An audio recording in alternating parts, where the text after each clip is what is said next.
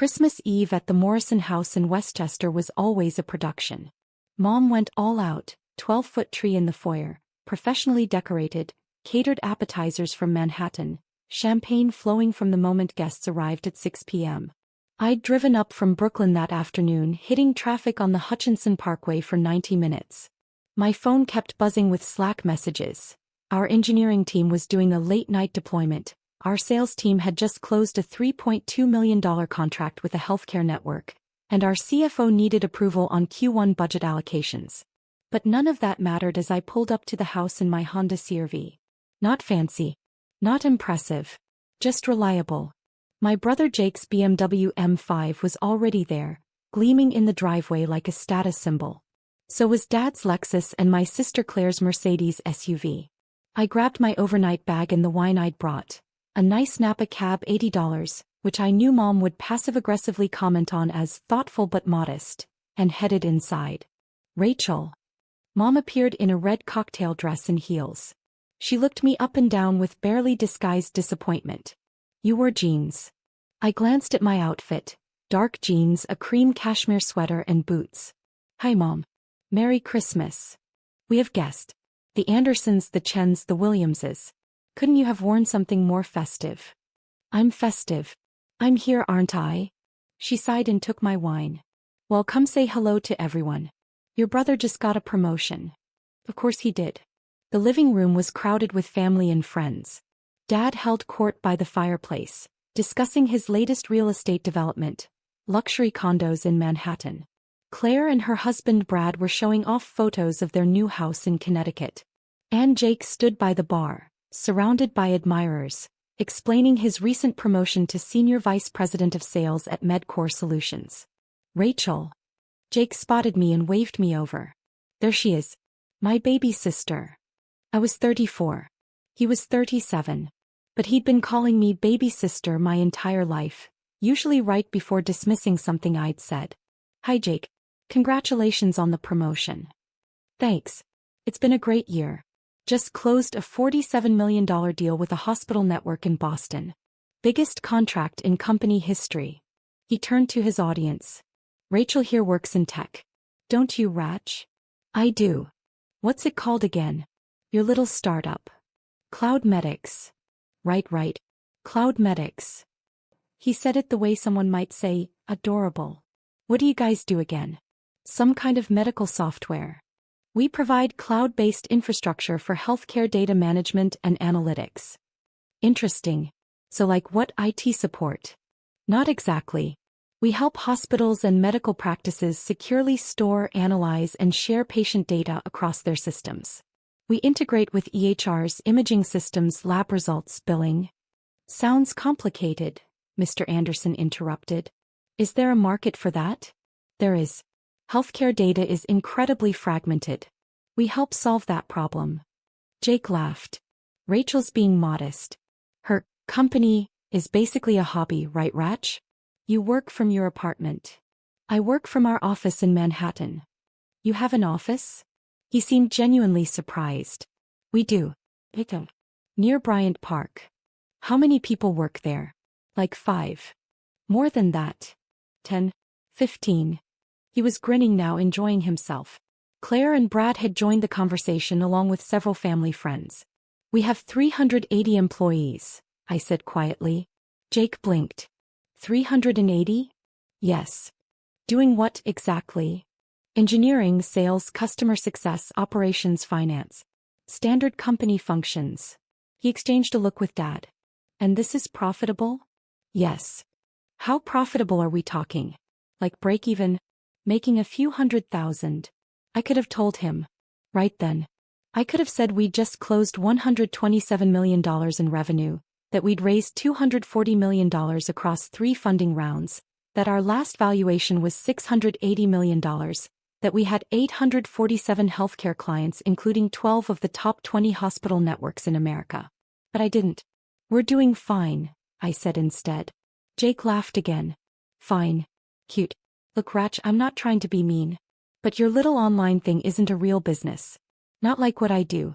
MedCore has 4,000 employees globally. We generate $2.3 billion in annual revenue. We're publicly traded. That's a real company. Jake, Mom said gently, I'm sure Rachel is doing her best. I'm not saying she's not. I'm just being honest. Most startups fail. It's statistics. Rachel's been doing this for 6 years now? If it hasn't taken off by now, it's probably not going to. No offense. None taken, I said, even though offense was definitely taken. Maybe it's time to think about getting a real job, Dad suggested. Jake's company is always hiring. I'm sure he could make some introductions. Medcore would love someone with your technical background, Jake agreed. We need people who understand healthcare IT. I could get you an interview. Probably start you at $120,000, $130,000. Good benefits. Stock options. Real career path. Everyone was nodding encouragingly. Like they were doing me a favor. Like I should be grateful. That's generous, I said carefully. But I'm happy where I am. Happy in your apartment working on your little online thing? Claire spoke up for the first time. Rachel, be realistic. You're 34.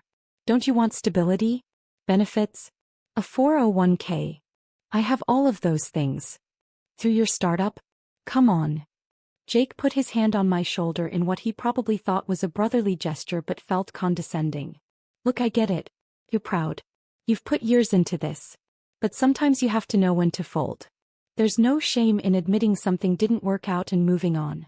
Your little online thing isn't a business, Brad added, trying to be helpful. It's a learning experience. A stepping stone. Time to take what you learned and apply it to a real career. The entire room was looking at me with pity. Poor Rachel. Still playing entrepreneur at 34. Still pretending her little hobby was a real company. I set down my wine glass.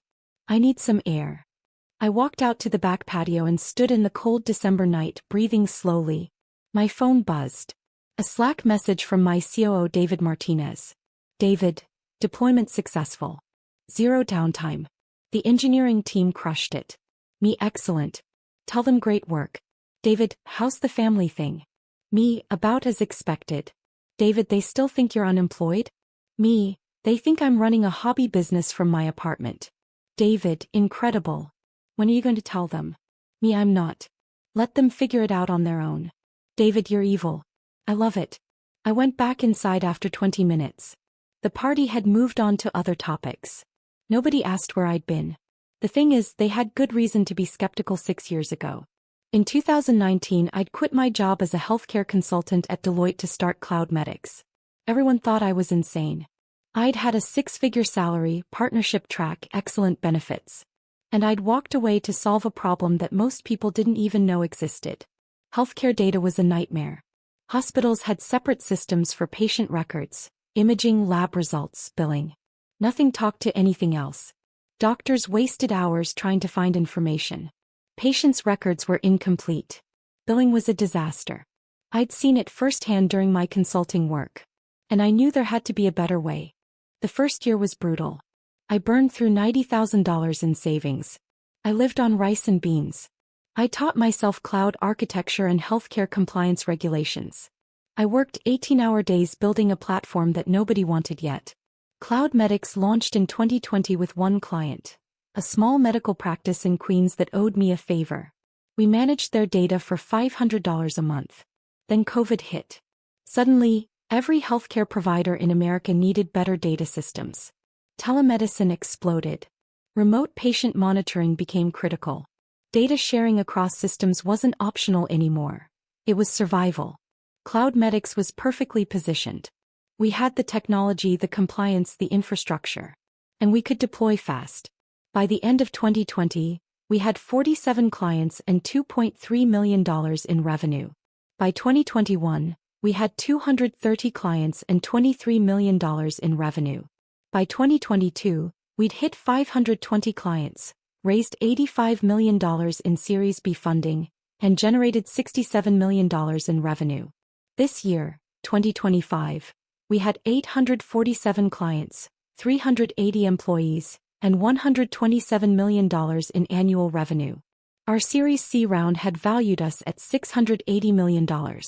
But my family had no idea. They'd seen my modest apartment in Brooklyn, which I owned outright mortgage-free, but they didn't know that. They'd seen my sensible car, paid cash. They'd seen my casual clothes, comfortable and practical. And they'd decided I was failing. I'd stopped correcting them around year 3. What was the point? They weren't asking real questions. They were making judgments based on appearances. And honestly, part of me wanted to see how long it would take them to notice. To show genuine curiosity. To care enough to ask about my work beyond, how's the computer thing going? 6 years. The answer was 6 years and they still didn't care. 3 weeks after Christmas on a Wednesday afternoon, I was in my office reviewing our Q1 sales pipeline. We had 17 deals in late-stage negotiations, including 3 enterprise contracts worth $10+ million each. My office was on the 23rd floor of our Midtown Manhattan headquarters. Floor-to-ceiling windows overlooking Bryant Park. Modern furniture, dual monitors, walls covered with patents, industry awards and framed articles from HITN News, Modern Healthcare and Forbes about Cloudmedix's rapid growth. My assistant Jennifer knocked on my open door. Rachel, your 3 p.m. is here. Robert Chin from MedCore Solutions. I looked up from my laptop. MedCore? Yes. He's their Executive VP of Strategic Partnerships. He's been trying to get a meeting with you for 6 months. This is his 3rd attempt.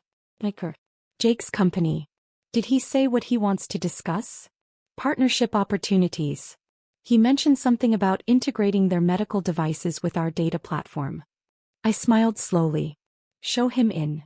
Jennifer left and returned 30 seconds later with a man in his mid-50s, wearing an expensive suit and carrying a leather portfolio. He was already talking as he entered.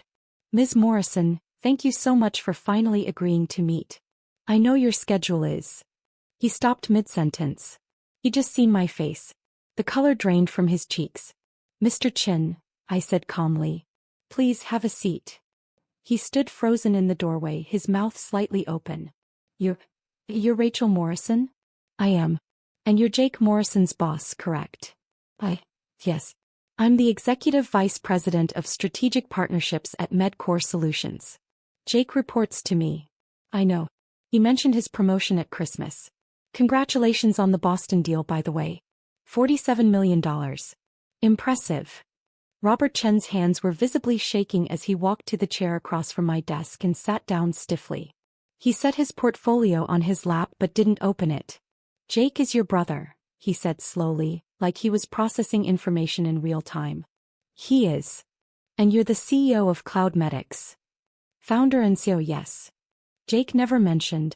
I had no idea you were related. Jake doesn't know what I do. None of my family does, really. They think I run a small hobby business from my apartment. Robert Chin blinked several times. A hobby business.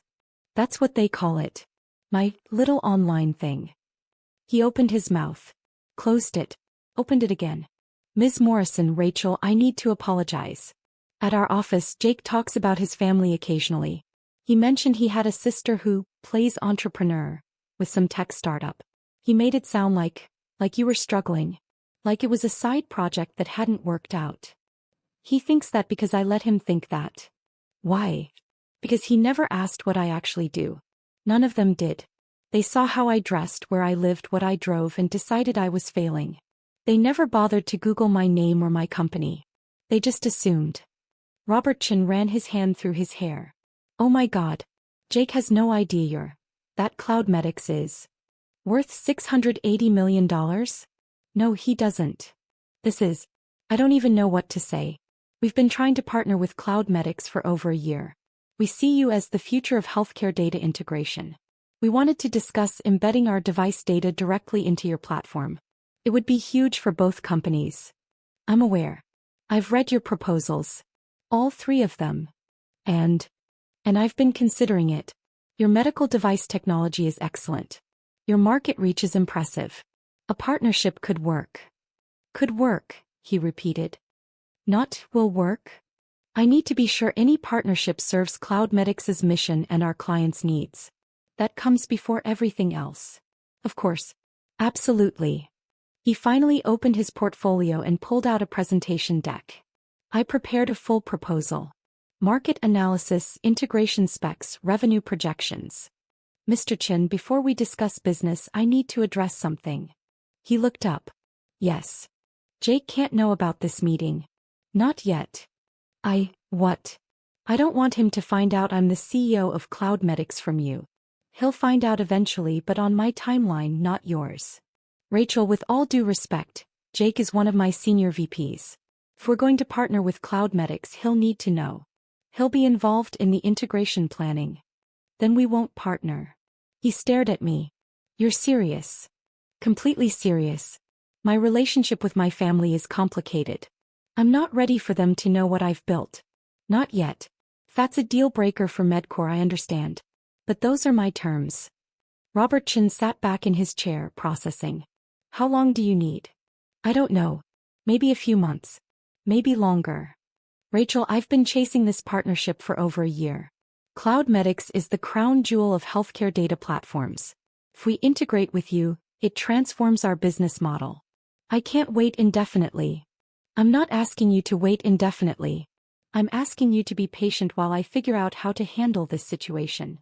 And if I agree, if I keep this quiet from Jake and the rest of Medcore's leadership, then we can discuss partnership terms. Not a guarantee, but a real conversation. He drummed his fingers on the portfolio, thinking, I need something in return. Such as a timeline. I need to know when you're going to tell your family, because eventually this will come out.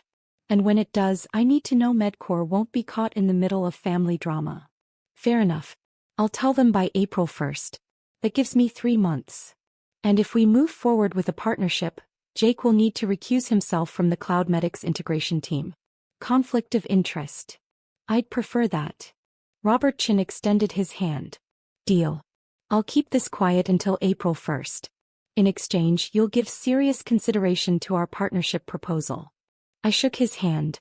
Deal. He smiled for the first time since entering my office. Your brother has no idea what's about to hit him, does he? Not even remotely. Can I ask why you've kept this secret for so long? I leaned back in my chair. Because I wanted to see if anyone in my family cared enough to actually ask about my work. To show genuine interest. To look beyond appearances. They didn't. And that told me everything I needed to know about what they value. That's harsh. Maybe. But I spent 6 years building this company while my family assumed I was failing. I learned to succeed without their belief, their support, their validation. That changes you. I imagine it does. He stood up. I'll send over our updated proposal by Friday. Take your time reviewing it. And Rachel, for what it's worth, Jake talks about you more than you might think. He worries about you. He worries about me embarrassing the family. That's different from caring about me. Robert Chin nodded slowly. You might be right about that. I'll be in touch. After he left, I sat in my office watching the sun set over Bryant Park. My phone rang. Jake. I let it go to voicemail. The next morning, Jennifer knocked on my door again. Rachel, your brother is in the lobby. He doesn't have an appointment, but he's insisting he needs to see you. Jake is here. Yes. He looks upset. I glanced at my calendar. I had a board meeting in an hour, but I could spare 15 minutes. Send him up. Jake appeared 5 minutes later, looking disheveled. His tie was loose, his hair messy. He walked into my office and stopped dead when he saw the space. What the hell is this? He asked. My office. Please sit down. Your office. He was looking around like he'd entered another dimension. At the windows, the furniture, the awards on the walls. This is your office. Jake. This is where I work. This is. He picked up an award from my credenza.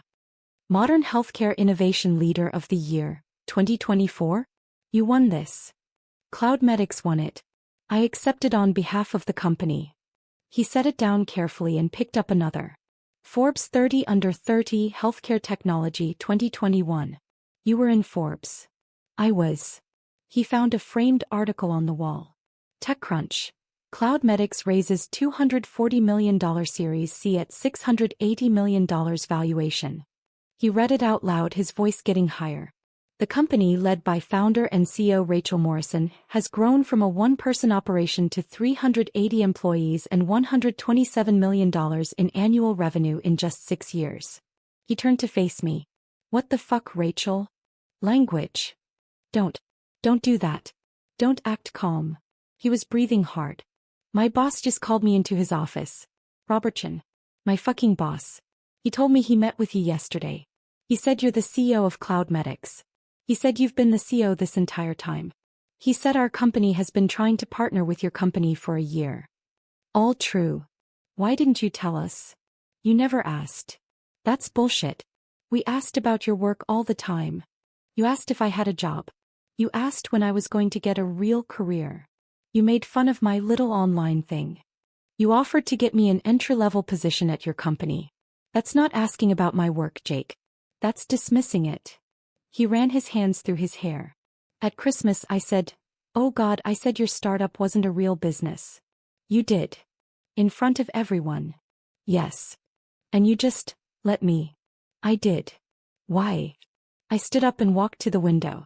Because I wanted to see if you cared enough to look. To ask one real question about what I was building. To show actual interest in my life instead of judging it based on appearances. We cared. We were worried about you. You were embarrassed by me. There's a difference. That's not fair. I turned to face him. Jake, you work in healthcare technology sales. CloudMedics is one of the biggest names in healthcare data platforms.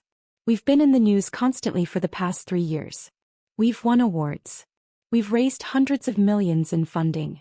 We're your industry. And you had no idea I founded the company. That's not caring. That's not even basic curiosity. He sat down heavily in the chair across from my desk. Oh my God. Christmas I offered to get you a job. At Medcore. At $120,000 a year. You did. And your company is worth $680 million. As of our last funding round, yes. How much do you own? 63%.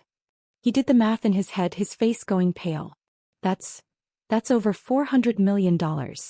On paper. I can't exactly spend it. Still. He looked up at me. You're worth over $400 million and I offered to help you get an entry-level job. Senior level, actually. You said $120,000 to $130,000. That's not entry-level. Don't joke about this. I'm not joking. I'm pointing out how absurd the situation is. You assumed I was failing without knowing a single fact about my company. About my revenue, my clients, my employees, my growth. You just decided I was pathetic and treated me accordingly. I never said you were pathetic. You said my work wasn't a real business. You said most startups fail and it was time to give up. You said I was still playing entrepreneur at 34. What's the difference? Jake covered his face with his hands. I'm such an asshole. You are. But you're not alone. The entire family thinks the same thing. Does Mom know? Dad? No. They think I run a hobby business from my apartment just like you do. When are you going to tell them? Eventually. When I'm ready. Rachel, this is huge. You can't keep this secret forever. I can keep it as long as I want. It's my company, my success, my choice. He looked at me with something like desperation. What can I do? How do I fix this? You can start by actually asking about my work. Real questions. Not judgmental comments disguised as concern. Questions that show genuine interest in what I'm building and why it matters. Hey, yes. He took a breath. Tell me about CloudMedics. What do you do? How does it work? I spent the next 45 minutes explaining my company to my brother. For the first time in 6 years, he actually listened. He asked questions. Real questions about our technology, our business model, our clients, our growth strategy. By the end, he was shaking his head in disbelief. You built all of this. By yourself. While we all thought you were failing. I had help.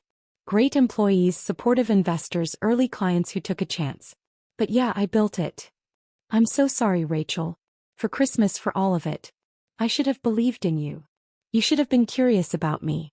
Belief without knowledge is just blind faith. Fair point. He stood up. Can I tell you something? Go ahead. Robert Chin. My boss, he's been obsessed with partnering with CloudMedics for over a year. He brings it up in every leadership meeting. We need to integrate with CloudMedics. They're the future of healthcare data. I had no idea he was talking about your company. I had no idea my little sister was the CEO he couldn't stop talking about. How does that feel? Honestly, surreal. And humbling. And like I've been the world's biggest idiot for 6 years. Only 6 years. I'd say it's been longer than that. He laughed a real laugh. You're going to hold this over me forever, aren't you? Absolutely. I deserve it. He walked to the door then paused. Are you going to partner with Medcore? I'm considering it. Your technology is good. But I need to make sure any partnership serves my clients first. Of course. That makes sense. He hesitated. For what it's worth, I'm proud of you. I should have said that years ago. I'm proud of you.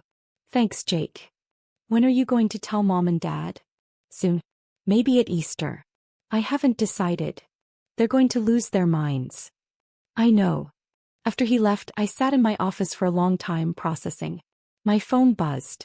A text from David Mysu. David, how'd it go with Jake? Me, about as expected. He's in shock. David, is he going to tell your family? Me, I asked him not to. We'll see if he can keep his mouth shut. David, $20 says he tells everyone within 48 hours. Me, deal. I think he'll last at least a week. Jake lasted 3 days. On Saturday morning my phone started blowing up. Mom, Dad, Claire. Everyone calling at once. I let them all go to voicemail. Finally, Mom left a message. Rachel Marie Morrison, Jake told us everything. About your company, about your office, about your valuation. Why didn't you tell us? Call me back immediately. I called David instead. You owe me $20, he said immediately. Yeah. Jake cracked. 3 days. I'm actually impressed he lasted that long. What should I do? About what? My family. They all know now. So, let them process it. You don't owe them an immediate explanation. They're going to want to talk. Of course they are. But that doesn't mean you have to drop everything to make them feel better about underestimating you for 6 years. Take your time. He was right. I spent the weekend ignoring calls and texts. By Monday I had 43 voicemails. On Tuesday I finally texted the family group chat. Me. I'm aware Jake told you about Cloud Medics. I'll come to Sunday dinner to discuss. Until then, please give me space. Sunday dinner at my parents' house was the most awkward meal of my life. Everyone was there. Mom, Dad, Jake, Claire and Brad. All sitting around the dining table staring at me like I was a stranger. So, Dad said after 20 minutes of painful small talk. Cloud Medics. Yes. $680 million valuation. That was our Series C round, yes. You own 63%. I do. That makes your stake worth roughly $428 million. On paper. I can't access that money unless we have a liquidity event. Mom set down her fork. Why didn't you tell us? You never asked. That's not an answer. It's the only answer I have, Mom. For 6 years I talked about my company at every family gathering. And every time you dismissed it. You called it a hobby. You suggested I get a real job. You compared me unfavorably to Jake and Claire. You never once asked what I was actually building. Because you lived in a tiny apartment. Claire interjected. You drove an old car. You dressed like a college student. How were we supposed to know you were successful? By asking. By showing curiosity. By caring enough to look beyond appearances. Dad shook his head. This feels like a test we didn't know we were taking. It wasn't a test. It was just life. My life. And you weren't interested in it. That's not fair, Mom said. We love you. We've always loved you. You loved the version of me you wanted me to be. You didn't love, or even try to understand, the person I actually was. Jake spoke up. She's right. I offered to get her an entry-level job at Medcore. At Christmas. In front of everyone. Like I was doing her a favor. I'm the senior VP of sales at her company's potential partner. And I didn't even know she existed. That's different, Dad said. How? Jake works in medical devices, not healthcare data. It's a different sector.